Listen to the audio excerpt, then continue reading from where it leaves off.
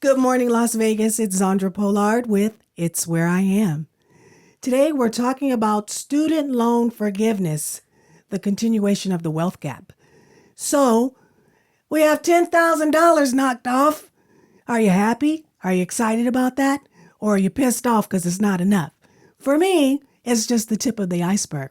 There's so much more to pay, so much more that is owed. Um, there's a lot of people who are upset about it. There are some people who are grateful for it. And it just all kind of depends on, you know, your personal situation, right? So you go through school, it's time to pay back these debts. Now, how long did you go to school for, right? So there's going to be a difference from someone who went to school for a couple of years and someone who went to school for like 8 or 10, right? So today I have my guest, Dr. Christopher Witt, who is the Vice Chancellor of Denver University. He is a head of the Diversity, Equity, Inclusion, right? Department there. So thank you. Welcome. Uh, you actually brought this topic to mind from Facebook, I saw. And I was a little confused at first, but I think I have some clarity now. But can you please help our listeners understand how the 10 grand really is not doing that much? Well, I want to be clear that knocking ten to $20,000 off of anyone's individual debt is definitely going to do more than it not happening.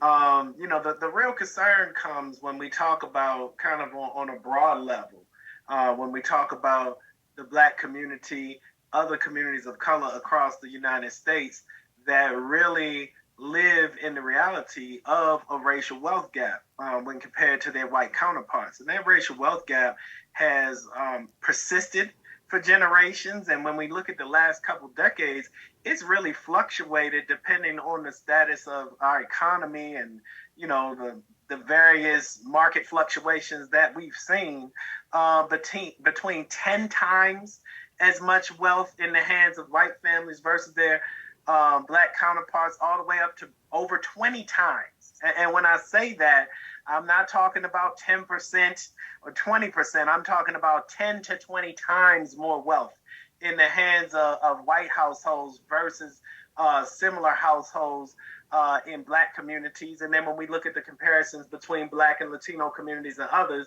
there are fluctuations, but there's still major gaps there.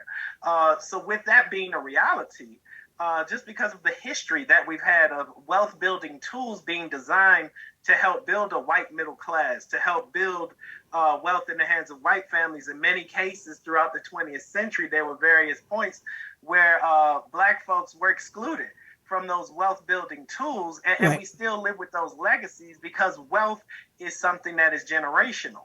So if we're talking about that very real wealth gap that has been passed from generation to generation, we end up having situations where individuals do want to really avail themselves of higher education, if they want to avail themselves of graduate or professional degrees, there's a higher likelihood that a person from a Black family would end up borrowing more money than their white counterpart because of those variations in wealth that could occur with their families. So Right. now that we're in the moment of debt relief, we're seeing that Black folks have exponentially more student debt than their white counterparts. And it's very interesting that on average, you're talking about that white student debt remaining with folks at this current moment. Many statistics show that you're around 10 to 15,000 dollars, whereas when you're talking about Black folks, you're talking about many times more than that. Okay. Depending on who it is, it could be 5 times more. So if you're relieving or forgiving 10 to 20,000, you're going to have a lot of white folks who are going to be able to erase their debt, if not get it down to such a very manageable space that it's not going to impact their family wealth accumulation. Whereas if you have a Black family where individuals may have 50,000 or more, and you get a $10,000 forgiveness, even a 20,000, you still have a significant debt load, Right. and you have a significant monthly payment. So the big deal is that ultimately we could see a widening of the racial wealth gap with something that had been really touted as something that could really do away with elements of the racial wealth gap. Wow. So you make it white versus black. So this is the thing. It's like, well, my good friend who is here actually in studio, Miss Carol Cruz, is here, and she Hi. represents the recovery community, right? So it's like there are a lot of people who are affected, but when we look at race, we have to think like, okay, well, who's more likely to get the higher paying job? That's an issue. Um, people go through years of school and then when it's time to pay it back, that money is not available. You can get that loan so quick, but is that job coming quick enough to pay that debt off? Right. So I wanted to bring in Carol Cruz in, who is a certified peer support specialist. She's also a life coach, right? A life coach and a speaker. Recovery coach and also a person in long-term recovery. Thank Yes. you. Thank So you. I would like for you to add to the conversation about the recovery community and how they're affected by these student loans and the availability of even getting a student loan, right? Well, thank you, Dr. Wick, also too for sharing your professionalism and background around these issues because you see it firsthand, being an educator. Um, being a person in long-term recovery since 1994. And when I say I'm in recovery, I'm in recovery from substance use, from also mental health disorder. Most recently, well, I say in the last 10 years, addressing generational trauma, which we are now linking trauma specifically to mental health disorders and addiction. And when I think about the first time I stepped into a college classroom, and no one told me what it was going to mean for those student loans that I took out back in 1981. I'm aging myself a little bit. And I had only just recently, and I'm going to be 60 years old next year. I know I look good. Yeah, you look good, I girl. look good. I just finished off paying off that first round of student loans. Reason being, when I got out of college, I was very much in debt, and also in the throes of my addiction. I was also formerly incarcerated. So, with it being incarcerated, I was no longer able to take out any student loans. I wasn't able to get any type of loans to pay off those student loans. And so, until I found my pathway to recovery, and which now I'll be celebrating 28 years in a few weeks, there is where, again, there was no one to help me plan out what I needed to expect. And as a person of color, I feel that it is a black and white issue. Mm-hmm. And I completely agree with Dr. Wick is that I'm sorry. Mm-hmm. We often are targeted, just like we were targeted in the housing market, to take out loans that they knew we couldn't pay back. They knew that we couldn't pay back for the simple fact that we weren't getting the jobs out there after graduation like our white counterparts. Okay. At least we were getting the jobs where we weren't getting the salary offers. And so if I'm not getting the same salary offer, how am I going to pay back those loans? Well, it's not my employer's responsibility. It is mine. I signed the contract. I signed the agreement that I would pay back these loans. Well, then they also have like, what are those programs where you can work in underserved communities and it helps go towards your student loan or something like that? Public student loan forgiveness. Okay. So in many cases, you end up having an income-driven repayment plan, and you end up having, if you make payments, if you're working in, let's say, federal workforce, I believe at some point it was a 10-year plan, if you're working in other areas of public service that qualify. If you have 20, it can be 20 years of payments, but some of those things have been adjusted under some of Biden's plans to make it a little bit easier. Okay. But there are a lot of folks who don't qualify in that space and they still have the debt. And regardless of either side of the coin, a lot of times folks find themselves making monthly payments in whatever form or fashion they are in for basically servicing interest. So you'll see folks who take out loans and the years go by and they may have paid back close to or the amount that they originally took out, but they're still in the hole and they're still continuing. And that's what makes it so curious, where it's good that something is being done, but it's very curious that there was no specific mention of how do we attack the interest? How do we attack, if people have paid off the amount that they had taken out, is there forgiveness there? Moving forward, what are we doing with these interest rates? And also really looking at the fact that they had this $125,000 income cap, and $125,000 income in one community may look a lot different than in another community because of what we started with, the wealth gap, and really being able to have those resources that are needed for so many other elements of life, buying a home, taking care of family, things of that nature. Right. I'm not sure if that was the best approach to put any kind of income parameters, rather than really saying, well, let's focus on what is your debt? What is the interest? What have you paid? How do we kind of work it in that way? And what do we do moving forward? So I hope that there's more discussion and more movement on this, that this isn't the end of the line. Because, I think that, folks missed the window 2016 with Bernie Sanders, 16 and 20. How about that? Which is how I met you, right? During the Bernie Sanders campaign in 2016. We want all of the debts gone, right? Well, I know I do. So the 10,000 isn't doing very much for me personally. And so I decided to have this show, which is about mental health and wellness. But the stress of paying back these loans definitely affects my mental and emotional state, right? So I'm sure it would affect folks' mental and emotional state, but also if you're dedicating so much of your income to servicing loans, or if you're not able to dedicate your income to servicing the loans, what that might mean to you in other spaces, that may end up being a barrier to you being in position to get the best mental health care, be it actual care, or be it being able to sometimes take time for yourself and take a break. Sometimes we don't think about those elements also.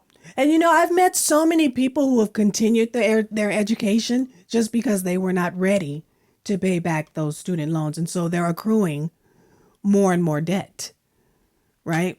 So it's like, it's great, so-and-so, you became a doctor, but it was kind of like a delay in paying back that student loan. So I've heard that many times out there. I'd like to address what you were just speaking around the mental health piece, Sure. Because I feel I am a lived experience professional. I'm in the school of hard knocks of lived experience around mental health, and you just speaking on that, on how it just kind of snowballs into, if I can't put food on the table, and I'm putting all my income into one area, or I'm not, and now I can't even take out a loan to buy a house or buy a car. Right. I am now newly grandma to triplets. They're back in Connecticut, and I'm going to be moving back next month.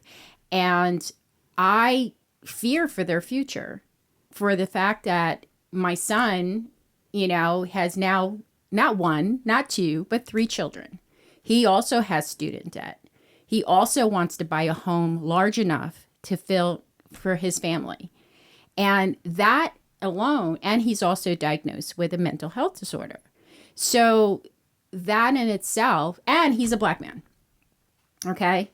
I should have put that first. So that in itself, all of those things compounded, and we wonder why, like I get really angry when I hear people, well, this is not fair. I paid off all my student loans.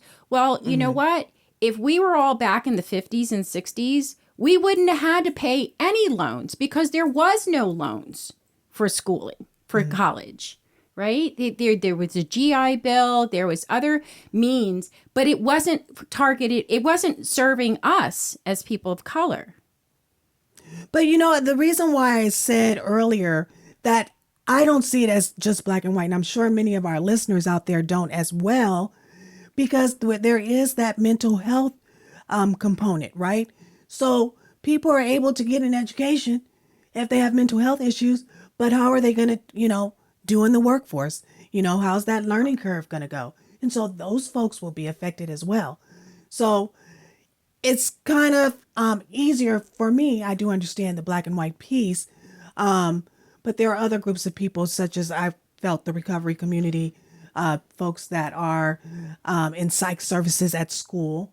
I think it affects their future as well. Yeah, I mean, I think there's definitely cuts across ethnic, racial boundaries. I think when we're just looking at it in the macro, and we relate it to some of the arguments that have been made in recent years in the political realm of, if we have student loan forgiveness, we'll see a decrease in the racial wealth gap. Well, that's if you have serious loan forgiveness, not this minuscule loan forgiveness. But yeah, I definitely think that there are people of all different backgrounds who, there's going to be folks of all backgrounds who this saves them. And there's going to be folks from all backgrounds where this really doesn't do a lot for them and then in their families and communities. But I just like to go back to the point of, all of the things that it takes to really support a family in the United States. When you're talking about purchasing a home, having transportation, education, all of those different things. And those are things that are directly related to the wealth gap. That there's going to be some people who are going to be able to have that down payment covered by mom and dad for the home. Right. There's going to be people who have education and other things that are covered, or have, the support structure or systems to provide either resources for childcare, provide direct childcare. There's so many things in terms of connections and resources that come with having intergenerational wealth versus not having that. And then on top of that, we go back to the idea that if you didn't have somebody to help foot that bill for college, that on top of all these other things we're mentioning, you're getting that piece of mail every month saying you need to pay back this loan with pretty heavy interest. Right. And because, we also, we fall into, a lot of us in marginalized groups, first generation, college students, right? So, I mean, they're affected as well. I just want to add them into the equation as well. We also see attacks on individuals, sometimes in the media, attacks on individuals who've gone to get graduate and professional degrees. Yet we have this whole push in those same media spaces to say, well, in Black and brown communities and other communities, we need more doctors, lawyers, professors, engineers, all of these professions that require extended schooling. But then when folks come from those communities and maybe don't have familiar wealth to help them foot the bill and they have to take out loans, then you hear people screaming from the rooftops, well, we shouldn't help them.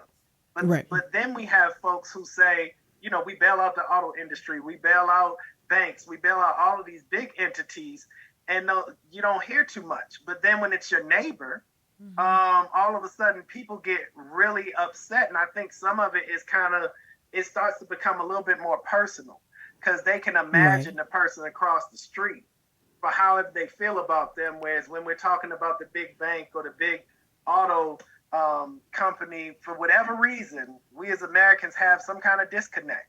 I think it might be rooted in the whole false sense of rugged individualism that we talk about, but we don't really live, and we probably shouldn't try to live it. We really should be more collectivists in our mindset. Yes. Well, I was like, I was thinking, first thing I thought of with all of this was meritocracy. And you were asking me like, I don't get it. Why are you asking about meritocracy? Because there are people who just feel like, if I can do it, you can do it. And they don't look at, the other factors, some of which you've mentioned, Maybe there's a trust fund set up for them from their family, just all of the different types of support, right, that people can have. So, Yeah, we have to remember it's different. All of us are navigating our day to day differently. right. All of us are navigating American society differently based on our lived experience, based on who we are, based on the various intersecting identities that make us, us, make us each an individual. And this whole idea of meritocracy, that everything is based solely on skill or merit, it really isn't applicable in an American construct. And we always talk about it's about who you know and circumstances and where you're at. Right. It doesn't mean that we shouldn't work hard. It doesn't mean that we shouldn't seek to reward people who have done the work, who have the talent. We should always try to do that, but at the same time, we can't go around with the delusion that everybody who got where they got was simply in a vacuum through hard work. I've accomplished a lot in my life, and I had a lot of obstacles in my life, but at the same time, I'd be a straight out liar if I didn't say there were moments where I was in the right place at the right time, Sure. if I didn't make the most of connections that I made on my own, other connections that were there. But I mean, really building on relationships and building on spaces that I've been in. It would just, like I said, it would just be a lie if I said, all it was hard work and there never was anything that had to do with the spaces I occupied and the people I knew. That I don't think that would be true for any of us.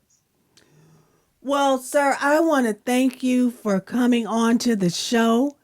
And if you need to, hear this information again, you can always go on my website, itswhereiam.com.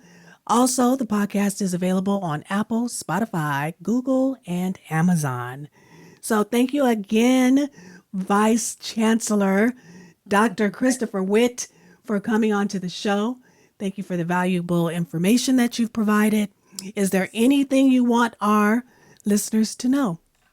I would just say, to continue to pay attention to the ways in which we have barriers to various areas of accomplishment, be it in education or any other space, because if we can pay attention and have conversations about those barriers, we can do a better job of moving those barriers out of the way for future generations so people really can end up standing on merit. And I'd just like to thank you for the conversation, and it's good seeing you and good connecting, and everyone take care. Thank you, Thank sir. you. Wow, it was so great to have him on. And so, Carolyn, you are in studio. Thank you for coming Well, in. thank you for inviting me. This is Absolutely. a true treat, especially today. Awesome. Yeah. Okay. So, what makes today so special? I know there's some things you want to mention. Yeah. So, as I shared earlier, I'm a person in long-term recovery. What that means to me is that my life has changed exponentially. I have a life that I can live well, and I'm in that place of wellness and recovery and healing. Today is actually overdose International Overdose Prevention Awareness Day. And if you look on the CDC website, you would see from 1999 to 2020, we've lost over 1 million people And to so wait, overdoses to Go ahead. opioid due to the opioid epidemic. But this Awareness Day is when? Is it It's August 31st? August 31st. Okay. Yes. So we're fast forwarded to September, right? Because we Correct. are pre-recorded, in Yes. case you didn't know. But what is going on in the month of September? So today is a day of remembrance, August 31st. I know this won't be aired for a few weeks, but someone posted today on Facebook that really helped me to really absorb what International Overdose Awareness Day means. Okay. And it's every day. We lose over 200 people per day due to an overdose, a fatal overdose, either to fentanyl or prescribed medication, meaning an opioid. And the only thing that is going to reverse a person to coming back to life, to living, is to administer naloxone or Narcan. And that's the space that I come from. So I speak about recovery, but I can't speak about recovery without remembering all the folks that we have lost, Okay. over since 1999 in regards to the opioid crisis. But this doesn't really speak to the crack epidemic that's where I came into my recovery back in the 80s. Okay. And mass incarceration for folks that were not getting the same sense of services that the people are getting today. So, that's where my journey has been, and my purpose has been around bringing awareness, removing stigma around what addiction looks like. As I said, I'm a person in recovery. I don't call myself an addict. I'm no longer in my active addiction. So tomorrow, September 1st, we kick off Recovery Month. And yes, it is, we honor it by celebrating those that are in their whatever pathway they are in of recovery. And we have several events going on here and across the country. There's many events and recovery walks, and just bringing awareness to communities that we do recover and that recovery is possible and healing is possible. This has been my lifelong journey. As I shared earlier, I'm going to be 60 years old. I am not going anywhere as far as, career-wise. I work with folks, I connect people into training to get their state certification here in Las Vegas. We've worked on that. It is a state law that people that are doing peer services are also getting state certified. So there is a training involved, and they can find all that information on the Nevada Certification Board website. Okay. And now I'm doing direct peer-to-peer services. As I'm transitioning back to Connecticut, I found a position where it's remote, and I'm actually being able to do telehealth with individuals that are struggling through mental health disorders, eating disorders, and also substance use. So I feel like I'm one of the blessed folks that have gone through this journey and been very successful. Also, just to mention, I found out that a very close friend of mine did die of an overdose yesterday. Oh, wow. And I had wished I could have been there, or someone could have been there to administer naloxone, because it saves lives. It's like a fire extinguisher. You never know when you're going to need it. So I know that was a lot, but this is people need to be aware that there's help out there. There's help out there. It's not as scarce as it used to be. And by having certified peer specialists out there working in the workforce, and we're growing the workforce, it's amazing what they're doing here in Las Vegas. Well, I want to thank you for being a guest on the show and sharing this information with us. It is Recovery Awareness Month. Okay? So we'll see you next month, every second Saturday of the month at 8:30 a.m. I'm Zandra Pollard. It's where I am. We'll see you next time. Bye.